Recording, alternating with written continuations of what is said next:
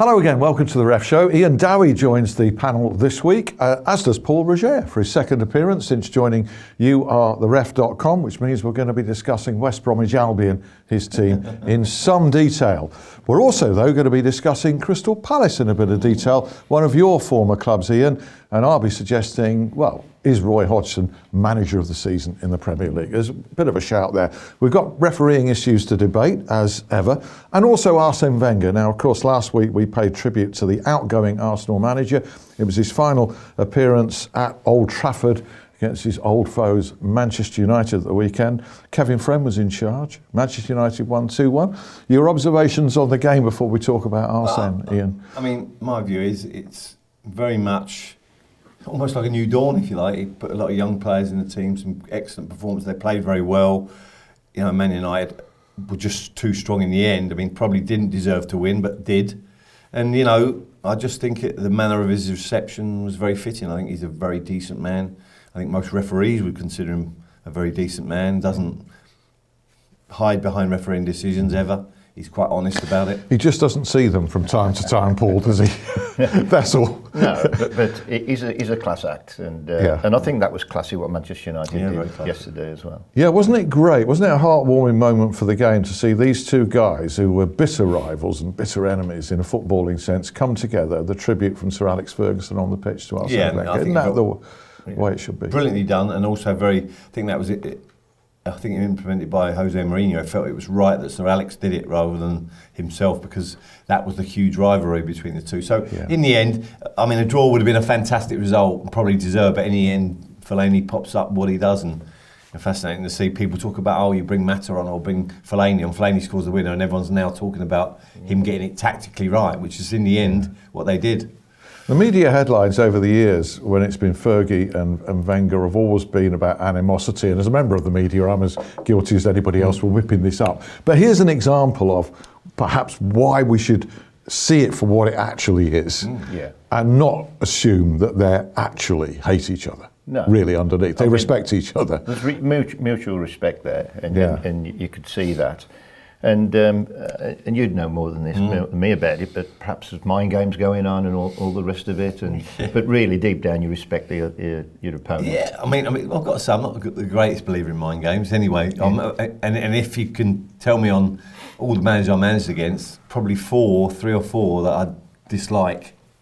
Most of them you get on very well. I mean, of course, they're not all your favourites, but there'd be two or three who really get under your skin, but then, after the game, they're fine. Actually, two or three that are a pain in the neck during the game and still a pain afterwards. So, you know, them ones you just avoid. Yeah, right.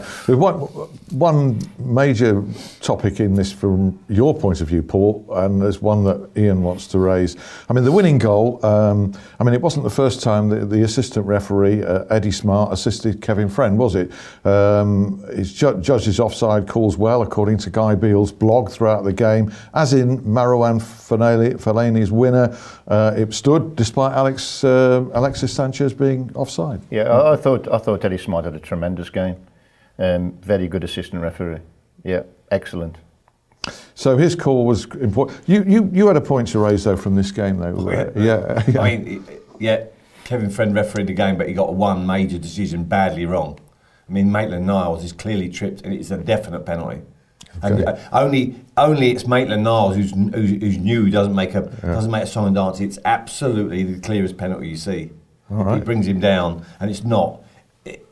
I don't recall Arsene Wenger, unless I've missed something, raising too much about that. He didn't see it, obviously. Well, normally he does see it when it's like that. It's an unusual one. Maybe. But the assistant referee was very good. Yeah. Maybe he was just softened by the whole love for him, because I think he actually said, you know you're no longer a threat when people like you, or some words to that effect. Yeah. But anyway, another tribute to Arsene Wenger, because everybody thinks a great deal of him. Neil Swarbrick was in charge of the other Sunday game, emphatic Manchester City 4-1 winners at West Ham. 100 goals in the Premier League. And not finished yet. Not finished yet, no. Yeah. Neil Swarbrick in charge, Raheem Sterling. I mean, I suppose it matters not when you win 4-1, but should there have been a penalty that wasn't given? Yeah, I think there should have been a penalty, and the assistant referee apparently said no. And when you look at it, it's it's a definite penalty. The only thing I will say is at the end of it, when Sterling actually goes down, he appears to make a little bit of an unnatural movement the way he goes down. And whether that influenced the thinking of the assistant referee, Scott Rejer, I'm not sure, but it could well have done. No, this is the but guy it was certainly a penalty. It's the guy who's been accused of diving a few times over. Does that go against a player when it's a genuine one? Yeah, I think so. I mean, listen, I had many days, I had Andy Johnson, everyone accused of it. I think Stevie Bruce said to me about it, and I had a discussion with Stevie, who knew Andy really well. When you're moving as quick as they can, slight contact makes a difference. Now, Andy never dived, ever. You were his manager? No, listen, if he'd have dived, I'd told him, because we didn't like that. In fact, I had Sandor Tokelli dived at Charlton once. I told him, terrible dive, and didn't get a penalty. Yeah, you can't do that then. But Andy there's not one time he went down, because if he's running at whatever speed and you hit him, he goes down like Raheem Sterling. And boy, he was quick. He was quick. Oh, yeah. And so is Raheem Sterling. Yeah. Yeah, there should have been a penalty in that game as well, where there was a foul on the edge of the penalty area. And the player. And he was inside the area, but by the time he fell, it was outside the area. And when I come to look at that, it was really difficult for either the referee or the assistant referee to see it, because the referee is running where he should be from behind, and he can't tell whether it's inside or outside. The assistant referee is level with the second last defender, who's in the goal area. So again, he's not level with it. He can't really tell. So I think if it's going to be a guess either way. If you're going to guess, you're not going to guess a penalty, I suppose. And so they'll give a free kick outside. Results conclusive? In my view, I'll go back to this, and you know it's my pet hate anyway. The Northern Ireland thing in with the Hettigan, the referee, he guessed that it's a handball. Yeah. And it definitely wasn't. He couldn't see it, so he guessed. Yeah. Now, I think what Paul's saying, we can't guess. No. Can't get, if you're going to either give nothing or give it outside, can't make a huge decision on a guess. Yeah, absolutely. And VAR, by the way, would have sorted that out. Yeah, I agree. Yeah, I know you're a big VAR fan. We're going to have a chat about this because you very much had a pioneering role in America where they seem to run it extremely well. Yeah. And I think we're catching up, trying to catch up. Handball confusion again. Now, this was Liverpool 0, Stoke 0, and Ian and I actually were watching the TV at Bramall Lane in the press lounge before the game and saw this incident live. Liverpool 0, Stoke 0, Andre Mariner in charge. Late penalty shout against Eric Peters. Now, I've got to say, I've changed my mind on this from what I originally thought, but you were pretty clear immediately on it, weren't you? It's not a penalty. Right. I think he tries to get his hand out of the way. There's no sense of you trying to play the ball. He's not moving it. He's not sort of, you see the ones you go like that, he doesn't do that. He's trying to get his hand out of the way. It hits him on the arm. We've got to get over this. I mean, given the fact that it had one given against him, I suppose, for Milner, which wasn't a penalty either in the Champions League. Yeah. Clearly, it's just not a penalty for me. I mean, you can look when you look at it slow down. When you look at it, it was the slow-mo that made me think, well, he seems to have an age to get his hand up, of course. But when you watch it real time, it's not a penalty, is it? What do you think? I agree with Ian. And I think that I've been saying for a long time, and Gary Lineker actually said this on Match of the Day, and I totally agree with him. How many handballs are genuinely deliberate? No. How many players would deliberately handle the ball? So in that case, I agree. I think he went to get his arm out of the way, and it hit him. I don't think it was deliberate. Well, it's and I know you guys are always preaching, look, this is one of the simplest laws in the game. The word deliberate is in there, it has to be deliberate. How many handballs do we see given for point-blank contact when somebody will say something like, oh, he was in an unnatural position or something? Yeah. Or he was... Yeah. The law doesn't actually say that anymore. The law actually said... That was an interpretation that was applied for a while. It was an interpretation, but the law actually says now, it says that the position of the arm doesn't necessarily mean there's an offence. Yeah. So Peters can go either way, and he's poised to, which way is he going to go as that cross comes in? So his arm, some people said, it's in an unnatural position, but... Yeah. I agree. The only way I'm thinking about it is if I'm about to hit a ball for goal and someone goes that from point blank hits you on the arm, it's going in the net. I think that one he's increasing it's stopping a goal. And so although it's not intentional, you're not intentionally handballing it. You are making an advantage, and therefore that should be done. But as Paul said, that if arm position is not doesn't mean it's necessarily deliberate. Then It's clearly not deliberate. And No. you know, I don't think Eric Peters would ever try to handball. I mean, why would he do it? Why would exactly. you? Yeah, why would you? I mean, You know when you see when they're deliberate. Yeah. And it looks that silly. But somehow, this very simple law, you know, either referees are going to have to come together and say... I don't think it is a simple law, though. I think it's very difficult for referees to interpret. It really is. And you can, you know, people can look at it on television and look at it from various angles and slow it down and all the rest of it, and still not come to an agreement. No. So what chance have referees got in real time? I think if there's a debate, a subjective debate, then you have to back the referee, have the call he made, Andre Mariner, you know. In that game, I don't know about this, Mo Salah, was there violent conduct off the ball involving him? Well, last week we saw West Brom's Higazi, no charge for something. On that basis, I don't think there'll be any follow-up on this. Mark Halsey didn't think so either when he was asked the question on Twitter. No, I mean, he didn't think so. I mean, even the Higazi one. You didn't think the Higazi one? There was some surprise about that because it looked fairly clear. I mean, we've got to be careful we don't sanitise the game too much. I mean, you know, right. I mean, they also know each other fairly well. I don't think, you know, my view is, I don't think there's any intent in it. Does he give him a little clip in the? Yes, he does. So I suppose technically you could. Yeah. For me, I think in the end it's common sense has prevailed. We move on. Okay, well, back to handballs because, again, Burnley 0, Brighton 0, another goalless game, and this is Roger East in charge. And I sort of watched this quite closely on Match of the Day because there were a couple of penalty appeals for hands in the first half by Burnley against Duffy and Bruno. They were nowhere clear. No, he's shaking his head. No, definitely not either. I mean, it's pinball. Yeah. Point blank pinball, wasn't it? As Paul rightly says, you know the laws much better than me. Can sit and watch them 5 times and not come to a definitive answer. Yeah. Now, in the end, if a referee had live time, it's definitely not a penalty. They're just not penalties. No. And I don't think Sean Dyche made anything of them. But it seems that whenever an arm is struck, however it's struck, there is always this debate, this shout. Well, you can understand the players appeal. You know, they're always going to appeal, obviously. Yeah. Newcastle 0, West Brom 1. Now, in this game, David Coote made his long-awaited Premier League debut because he's been pushed by you guys for some considerable time, and it's finally arrived. How did you think he did in that game? I think he had a great game. I think that he had it well under control, and his decision-making was good. And I think he'd be very pleased with his performance.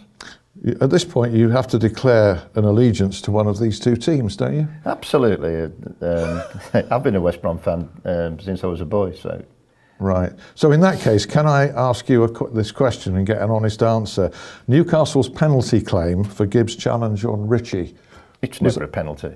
Nothing against Albion is ever a penalty, so it's not a penalty. So we get an honestly dishonest answer there. I like that honesty with the dishonesty. What do you think? I'm the same. No, I don't think it's a penalty. You don't think it was a penalty? It wasn't clear. No, it's not clear. No. All right. However, an off-the-ball one, which I think any official would probably find very hard to spot in a crowded area, Slimani of Newcastle. On Dawson. Do you think there'll be some follow-up on that? I'm sure the authorities will look at that and take some action. And again, it was virtually impossible for the match officials to see. And this is again where VAR would sort that out instantly. Right. You're a big fan, but you've worked with it. Yeah. I've not been so sure about the impact on the game and how it's affected the game here in terms, I like the spontaneity. You know, I don't want a millimetre offside goal being disallowed. But anyway, Ian, you support VAR as well. Yeah, I do, but what I'm saying is I don't get, I mean, these retrospective ones are perfectly legitimate. You know, my view is we're as yet to do retrospective banning for diving. And I think this has to come in very quickly. You know, if someone goes down, there's no contact. It has to be a 2-game ban or something like that for me. I think it gets rid of it out of the game. You know, the Slimani thing, I think it's what it is. I just think in the whole, if the only issue is, if that's Slimani's reaction to something that's gone on that hasn't been, that's not caught, then it's hard. And I don't think Slimani does that for nothing. So something's gone. They've obviously got under his skin a bit, but he's going to get. I think he'll get a sanction, no doubt. Yeah. Just before we move on, you've worked with VAR for a couple of years, or you did in America, didn't you, with Pro Referee? So to what extent, and it seems to be working very well there, to what extent are we kind of catching up with what you've done? I think it works well because of the extent of the training that went on. I mean, we started training in January 2016. The MLS was pushing it a lot, and the MLS was desperate to get it in. And the MLS started looking at the feasibility of it in 2014. So the research and the training has been going on a long time. And you don't just start with it on senior games. So you start off doing it on just showing videos and getting some sort of protocol sorted out. That's what we did. And then you start off and doing some friendly games behind closed doors. And you're testing all the equipment out, all the protocol, all the language that goes with it. Then you move that up to maybe some reserve games. And it's a long way from when you start training to what you actually take it into the top league.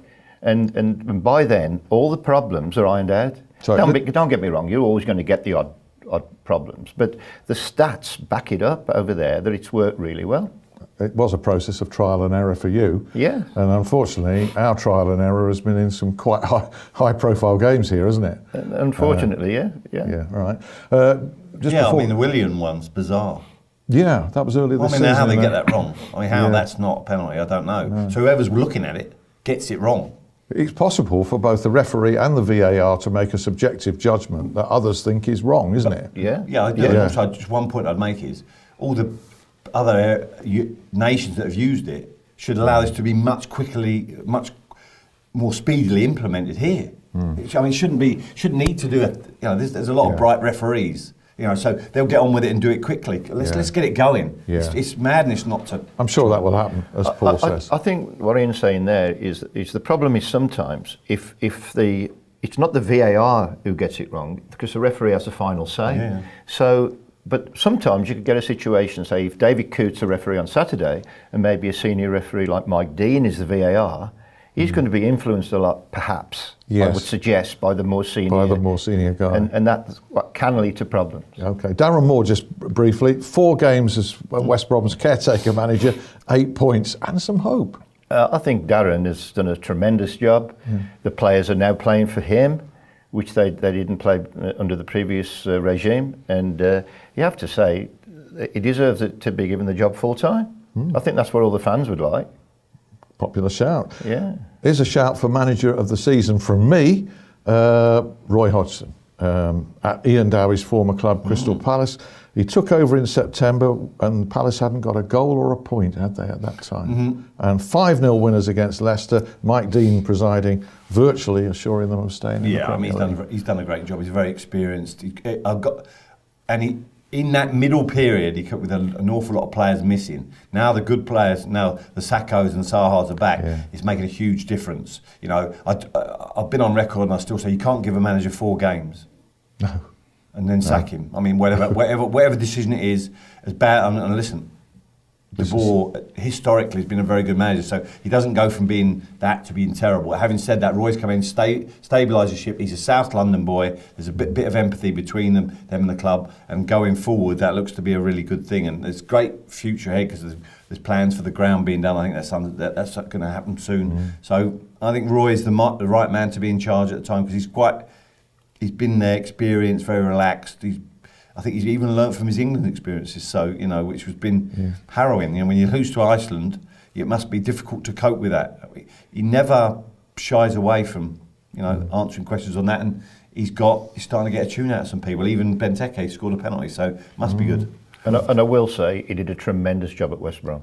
Absolutely tremendous. Yeah, he did, yeah. Full respect for him. So much for dinosaurs then. Roy Hodgson, 70. Arsene Wenger, what is he, 68 or so? Yeah. Neil Warnock, who we'll come to in a moment, 69. Job. Ronnie Moore, a favourite for the Chesterfield job, and a worthy favourite in my view, described by 1 or 2 supporters of the team I support as a dinosaur, 65. That is not a dinosaur. No, I mean, Ronnie's record at Rotherham when I was, playing and starting out in the management, what the job he did is incredible. He had a couple of strange ones when he went to Eastleigh, and I'm not sure that really worked. But Ronnie's a very good manager, and always been a very good manager, and not going to change. As is Neil Warnock, as is, Arsene Wenger, as is Roy Hodgson. They're all very good managers. Once a good manager, always a good manager, as long as you stay fit and. I think and allow. Some members of your staff to embrace technology. I think that's absolutely vitally important. You can't go in and be, not do video analysis now on bits and pieces or strength and conditioning. They're all part of it. Okay. Only right. John Coleman probably doesn't do that. At Accrington. Mike Dean in charge of Palace, Leicester. Mark Albrighton sent off for clearly pulling down Zaha. I think the assistant had a role to play in that, alerting Mike Dean to it. Ball had gone quickly from one end to the other. Yeah, possibly, because the assistant referee would have a clear view across the field. But having said that, I think that Mike would also realise that it was a goal-scoring opportunity. Yeah. The only thing they had to consider was Zaha going to get the ball, because the ball was moving away from him. But I think a player with that ability would have got the ball, and it would have been a goal-scoring opportunity. And it's interesting, really? You don't think so? No, absolutely I don't. No. Right. I mean, my view is it's absolute, very, very, very minimal contact. I mean, there's not a lot. There's not a tug of his shirt. He's got his arms over him, not hardly. Right. I mean, I really think. To send off for that is incredibly harsh. I think if I showed you it now, and I've watched it 3 or 4 times, I'm not sure it is. I remember I was listening to Jeff on Saturday Jeff at Sky saying, he doesn't think it was. And I look at it and I agree with him 100%. Cammy, who was there, I think, did think it was. And maybe Paul does. But I'm telling you, I've looked at it 3 or 4 times. I don't think that's a sending off. Well, I can't agree with you, because what's Albrighton doing with his arm? Why is he doing that? He doesn't have to do that. But he does this, really, and Zaha goes down. Listen, if he'd have grabbed his shirt, absolutely. He doesn't. I mean, why would a player like Zaha then? Are you saying that he went down easily or something? Because the ball. I think he does that. The ball's in front of him. Why wouldn't you want an open goal? Well, not an open goal. Well, he's only got the goalkeeper to beat. A player of his ability would have scored. Well, in my opinion. Listen, it's just my view is. It doesn't mean that every if someone falls down when there's a little contact when they're running through and go, it's not every time I'm sending off, is it? We've had this discussion before. No, it's just my point. My point of view. But it's great to see disagreement. That's what we're here for, isn't it? It's only taken 25 minutes. Just breezing through the rest of the Premier League, because we've got the Championship to go. We haven't got much time on this. Huddersfield 0, Everton 2. Lee Probert was in charge. Did a good job for you. Anthony Taylor, Southampton 2, Bournemouth 1. A South Coast derby like that, and you come through not talking about the referee? Absolutely. Yeah. Carlos Carvalho still with work to do. Swansea 0, Chelsea 1. One thing in that, penalty claim, Cahill on Dyer. Seemed to take ball and man, I thought there. Was that a penalty or not? I don't think it was. You don't think it was? No, do I. No. Right, and something off the board, Jordan Ayew on Cahill. Came into the back of him. Yeah, no, I've got to say, I think that's bordering on violent conduct. I mean, it's certainly not normal. He really runs into the back of him. Cahill doesn't make a lot of it, to be fair to him. Just bounces up, that's so great. I think that could have been. It was very strange. It was unexpected. And trust me, that was a game I was involved with, so I'd likely say, but I do think they're the ones you don't like. There's a little bit of something in that, I thought. He premeditated. Yeah, I did he was going to flag premeditated. Right, Championship. Some really big stories to come here with Neil Warnock's potentially his 8th promotion. Will he pit Fulham? I think Fulham are 23 unbeaten now. But Cardiff at home to Reading, you'd think they'd do it, wouldn't you? Yeah, I think they'll do it. I mean, he's been very clever. He brought Boyd Nadine in for £6 million. And what he's done, it's almost spurred on Zahoure to carry on doing what he's doing. I mean, incredible some of the signings he's made. Really found a way to get lads. Took a lad from Rochdale who's been fantastic with his pace and ability. So Mendes Lang, he's been clever, very, very clever in it, and I think they'll do that. I think they'll beat Reading. Fulham have a more difficult game. They're at Birmingham. We've still got work to do. So, looking at those 2 games, you'd think you'd know the outcome, but this Championship always produced twists. Cardiff won 2-0 at Hull, where Andy Davis was in charge. Neil Warnock's comment, "We're not going away, we're like a rash," which is a typical Neil remark, isn't it?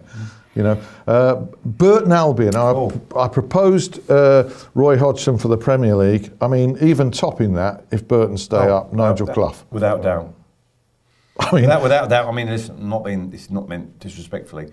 It's a club that teeters between League One and League Two. Would be great for them. No, that's not critical of, but he's found a way to keep him in. If he keeps him in the Championship 2 seasons in a row, staggeringly good. Yeah.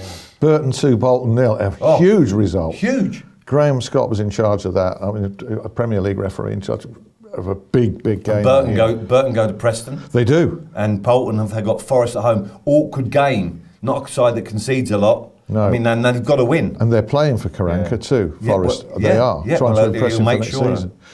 We saw Preston at Sheffield United win against the run of play, 1-0. James Linnington was in charge. I mean, after heroic defensive display against the better team, really. Yeah. Cunningham was outstanding. As say, the boy Davis, everyone's looking at. So frustrating thing for the crowd there. James Linnington was in charge. It's difficult for referees. There's an awful lot of time wasting in a professional play, shall we say, going on by Preston there. Yeah, I mean, he did give it 6 minutes. He did. I didn't think I thought he should have been on it a bit earlier. My view is it did. I was watching it. It was starting to irritate me, the time wasting. So it's a fantastic result for them. Well, just finally, Paul Tierney's game, another very highly rated referee, a big win for Middlesbrough against Millwall by 2-0. Now, the thing I wanted to highlight just finally on this, having seen this incident, there's a penalty appeal turned down, and Besic of Middlesbrough goes berserk, and he goes literally into the he goes forehead to forehead with the referee there, and he just gets a yellow card. I thought that should have been a red. What did you think? Well, I think only the referee knows the intensity of the situation and what was said, whether he's been intimidated or not. I think that Tierney stood his ground very well. It didn't appear to be intimidated. You know, you've seen referees backing away sometimes. He just stood his ground and he showed his strength, and he wasn't going to be intimidated. The player goes head to head with another player, and it's often a red card. You can't have that with a referee, can you? It didn't look very good. No, it doesn't look very good. I agree, but I think where Paul's come from, and I agree with him a little bit. Actually, some people, there's worse things said to referees verbally when you're walking away. At least Besic has the, do it face to face. I mean, listen, it was in his face. You can't put a head to head with a referee. That's fact. You can't ever do that. It's intimidatory. But in the end, I quite admire Paul T for doing it. He's managed it well. It's gone away, and actually, some of the lads will think, well done. He could have sent him off, and he didn't. I think a lot of players think that's a good thing. Yeah. Right. Okay. Could be good for his career. I'm not sure it's so good for grassroots referees. I don't know that a high-profile one like that. Yeah, that's I worry about. Yeah. That is a good point. All right, Paul. Thanks very much indeed. Ian, thank you to you. It's been a pleasure to team up again, and I've enjoyed that. Hope you do too, or have done if you've watched it previously. We'll be back with another Ref Show next week. See you. Bye bye.